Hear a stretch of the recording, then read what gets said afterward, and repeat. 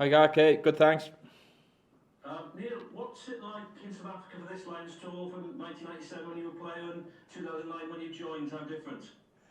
Um, yeah, it's obviously slightly different. There's no doubt in that in terms of, we're not on any crowds in the games and stuff, but it's no different in terms of training. Training's intense, training's tough. The boys are looking forward to a game, and obviously looking forward to tomorrow and getting the tour underway in South Africa. So no different there, but obviously crowds, there's going to be a difference in the travelling fans, so that will make a difference. But again, the boys are used to it a little bit at this moment in time and just focusing on playing rugby. And you've got a Finn Russell, Owen Farrell 10-12 combination tomorrow. Are you excited to see how that will go? Yeah, most definitely. Yeah, they're both class players and they've both been exceptional for their countries. And I believe it's the first time they'd have played together tomorrow anyway. So yeah, they're looking forward to it. And as I said, both exceptional players. And I know Owen's comfortable at 10 or 12 either way, wherever he plays.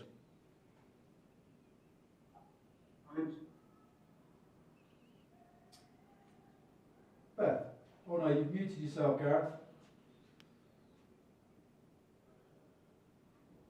Gareth, you're on mute.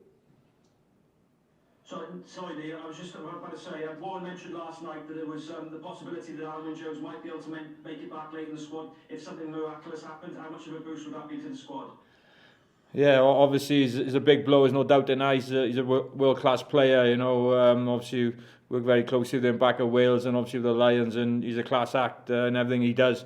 If he could get back in any way, shape or form, that would be awesome. I'm not too sure, obviously, in terms of stuff like that. Gats would know more about that, to be honest. But again, if someone of that caliber becomes available again and he's able to represent us, well, yeah, it's a no-brainer, I would say. Just final one from me, Neil. Just a quick one. Sorry to divert, but Lee Harper, he's got his hands with international tomorrow. I just wondered if you had a little tribute for him.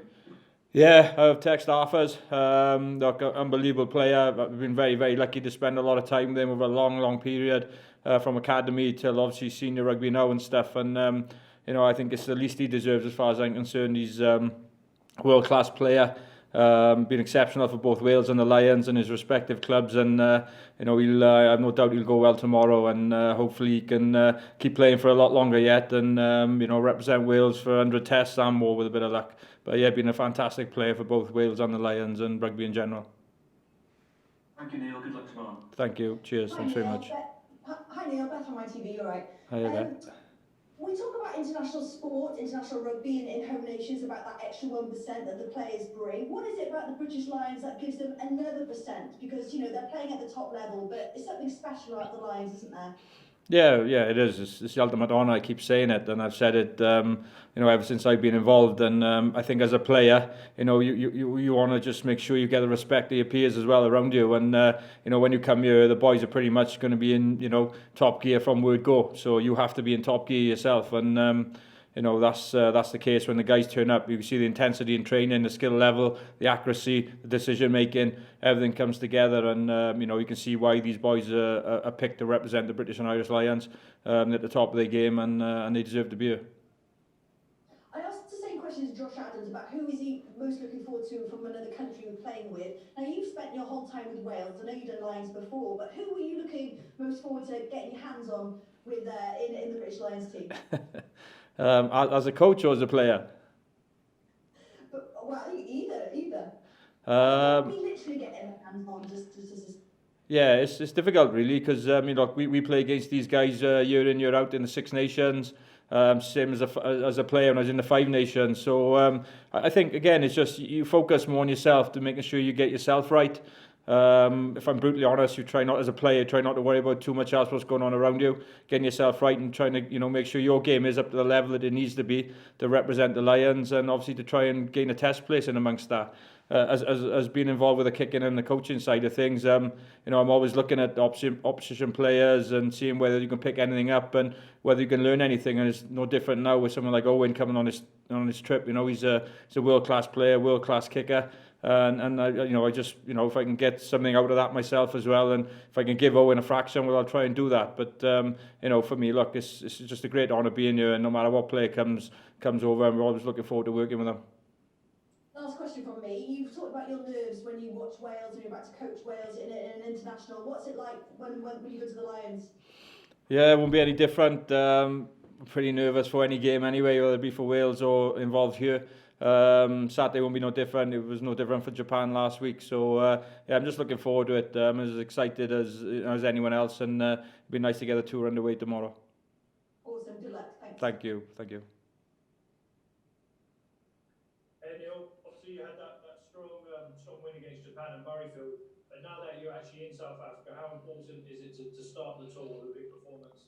Yeah, no different. Obviously, we wanted to perform well and win last week, and we managed to do that. And Japan are not an easy side to play against. They play a certain brand of rugby, they play a certain style, and they're very good at what they do. So to win last week and win the way we did was a very good start to the tour. Obviously, this just brings another level again. You're actually in South Africa itself. The tour is underway tomorrow, and from everyone's perspective, I know we're all looking forward to it, and we want to get off to a good start and put our best foot forward tomorrow, and hopefully continue that for the rest of the tour. But it's important that we start well tomorrow. There's no doubt in that. Sure. How much time have you spent looking at the opposition tomorrow, or have you just been concentrating on yourselves? No, we look at the opposition. We'll watch quite a few games of them and stuff. But a lot of the time as well is about us. Getting ourselves right and making sure we're in the best place possible to perform at the highest level tomorrow. And the games will come thick and fast now for us. So obviously tomorrow, Wednesday, next Saturday, and likewise the week after, and then into the Test series. So yeah, no, we'll do a fair bit of analysis on each of the opposition teams that we play against, and give the boys the best chance possible to put in place what they need to put in place for the respective opposition. Can I just ask if there's been any injuries? Is everyone fit and ready for tomorrow?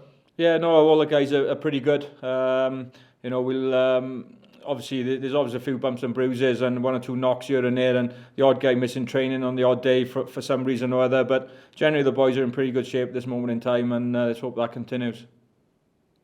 Okay, can I just ask one about Tom Curry? He's the only player in the original touring party who hasn't been picked in either the first two games. Is he fit and available? Is this a case of his chance hasn't come around yet? Yeah, no, Tom obviously had a bit of an injury when he came in from with Sale, but he'll be available from now on, I believe, and hopefully he'll might be involved next Wednesday with a bit of luck, or certainly the following Saturday anyway. So, but he's training with the guys and he's been involved today, and we'll see obviously how he goes over the next few days.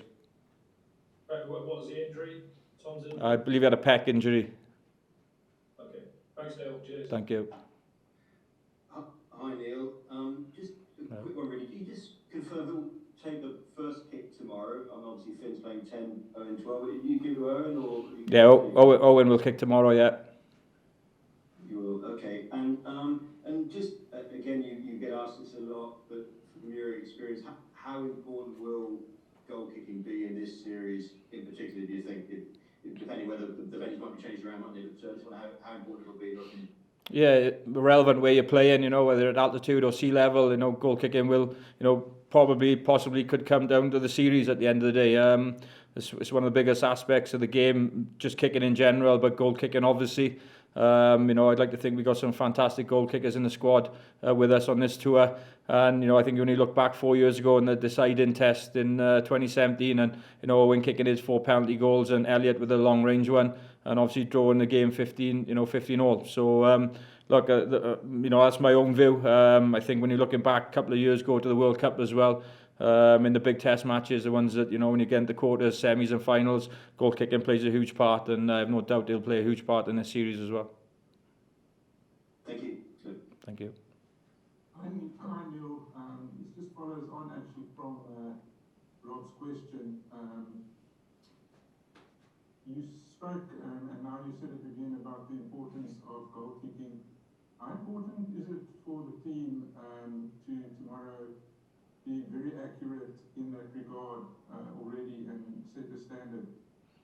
Yeah, well, yeah, obviously, we always want to kick well, there's no doubt in that. Biggs is pretty good last week, and, obviously he's a world-class player and goal kicking himself. And Owen is, and Owen will be doing it tomorrow. And obviously we've got Finn as well, who's very good. We've got some long rangers as well in our squad in terms of Elliot and Stuart Hogg as well.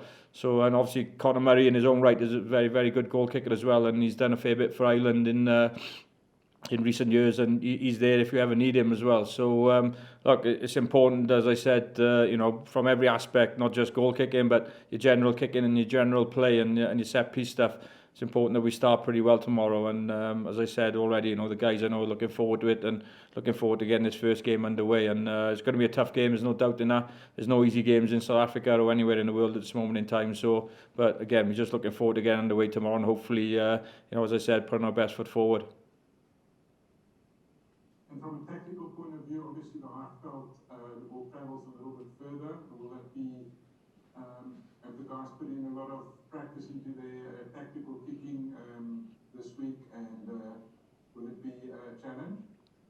Yeah, obviously every time you play, there's a variety of kicking. It's not just one type of kicking. You're not just kicking long. You've got the compete kicks, your attack kicking game as well, depending on obviously how the opposition stack up and stuff, and your cross field kicks, your little grubbers, and your chips over the top. So there's an awful lot of variety that goes on in today's game, and trying to play in the right areas is a big part of that as well. So tomorrow, as I said, we've got quite a few good players in terms of our back line. Pretty smart players from Ali all the way back to Hoggy.